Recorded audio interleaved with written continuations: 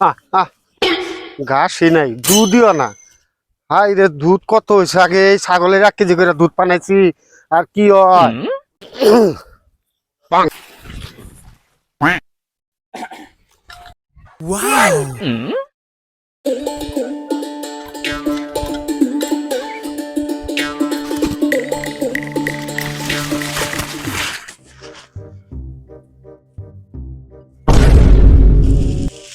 আমার ছাগল এই খোড়া তো ছাগল উড়ান পারবো না।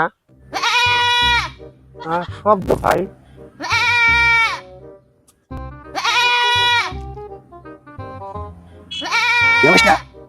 খাওয়া দিবে বাইরে কে রে? দুধ ভাড়া না কে?